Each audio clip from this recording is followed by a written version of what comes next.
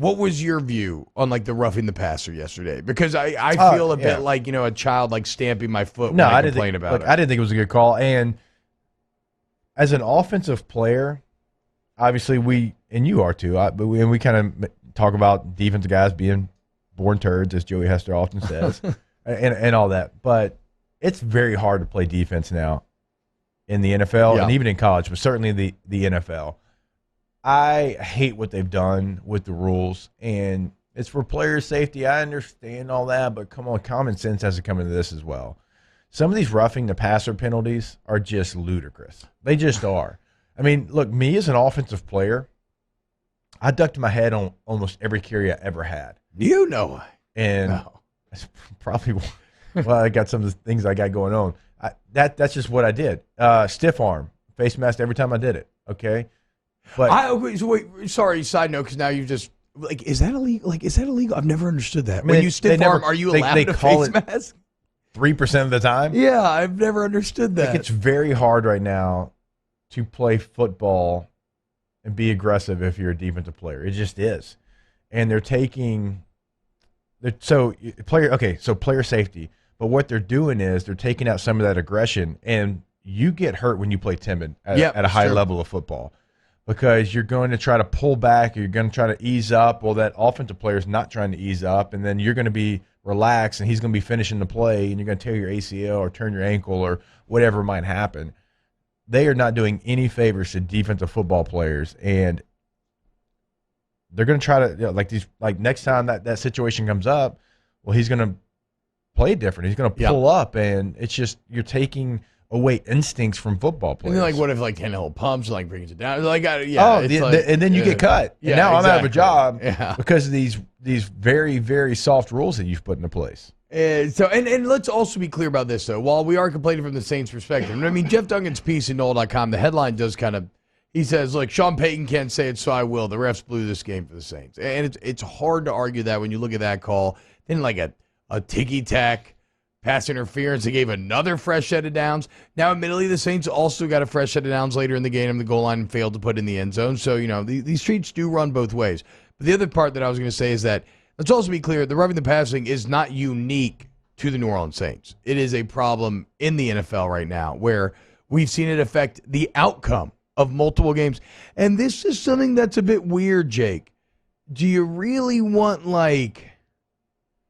the NFL, between the taunting and some of these roughing the passers, you're straying into some real subjective kind of opinion waters. And in a day and age where you are going all in on gambling, what was always a huge fear with gambling back in the day was manipulation and whatnot. It's just interesting. And I don't believe that there's anything there.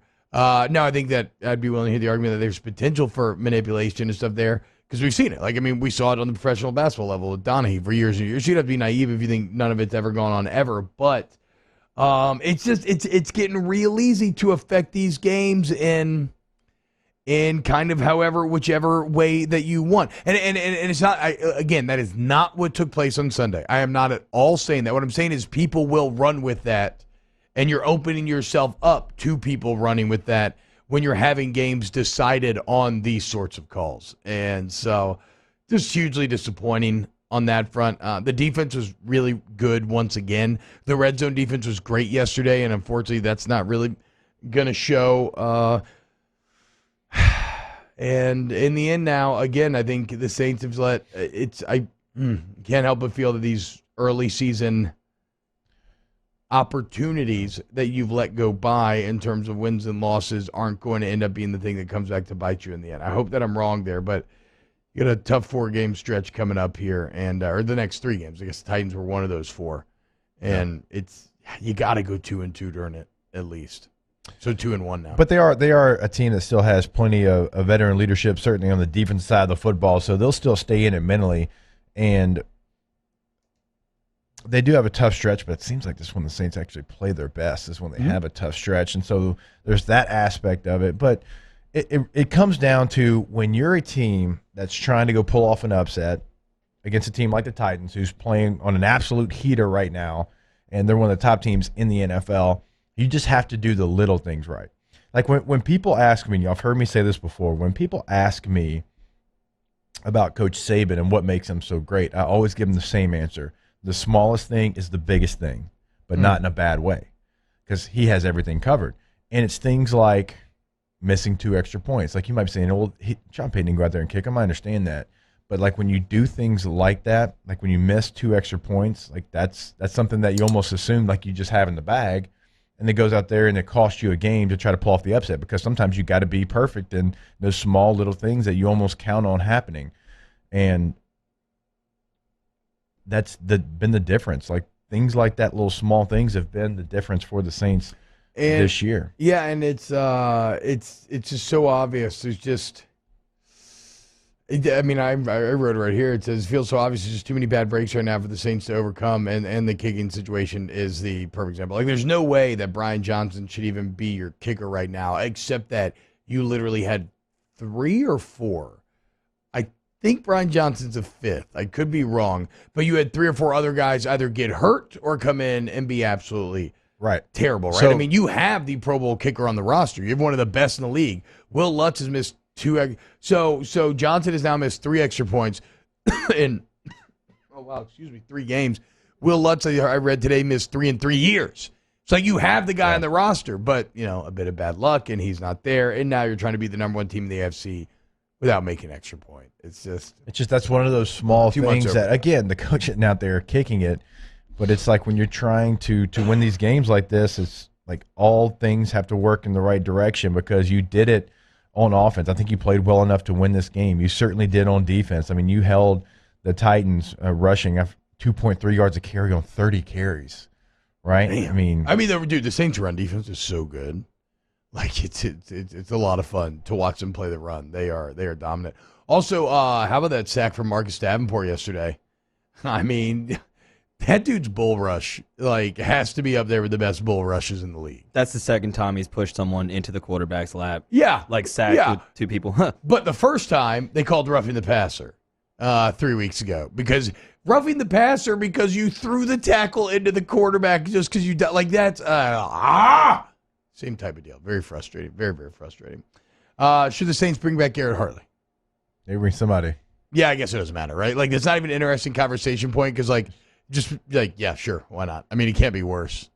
It can't be, but it's just, man, it's like you got to make some extra points. I mean, that is. Bro, you got to make some kicks. Remember, hadn't the Saints only made 1 field goal through 4 games because Rosas couldn't make anything? Those are the small details that you have to have. I mean, how pissed do you think the locker room is? I mean, maybe even not. No, they're pissed. Yeah, you think dude, when you lose a game because of a specialist, it pisses you off so bad. And at that level, because during training camp, when you're out there, and this is like back when there used to be real 2-a-days, when you're out there and you're grinding. Yeah. Like on the second practice, when it wasn't a specialist practice, we had a driving range right next to the facility, and you'd see them going out to the driving range, and bro, that's some. No. You know what? You got to hide that under a bushel. You can't be But we had a veteran group, and they were like, I don't know.